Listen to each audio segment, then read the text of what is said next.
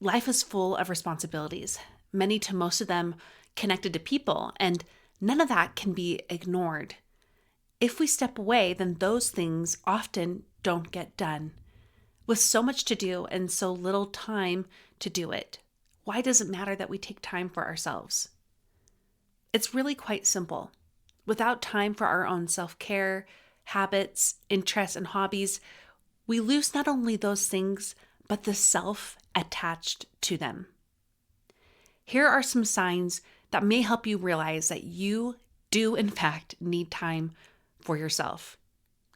If you feel you're not reacting in ways that reflect who you really are, then you need time. If you largely navigate to numbing behaviors over more restorative habits or hobbies, then you need time. If you end most days collapsing into bed, feeling distraught that it all starts again in just a few short hours, then you need time. If you don't know what to do when you do get a moment to yourself, then you need time. Time to ourselves rejuvenates our souls, both mind and body. It reminds us who we are.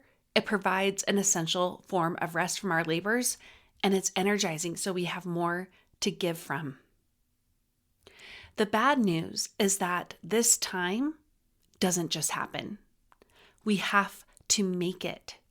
That means it needs to be a priority. We have to intentionally decide we are making and taking that time for ourselves. It requires scheduling. It requires asking other people to do things. It may even require some money.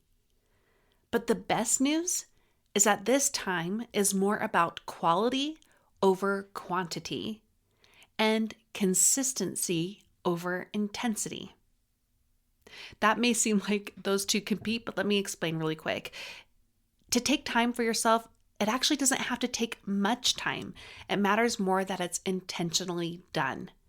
And taking that time more often matters than the actual length of time you're able to give at each go.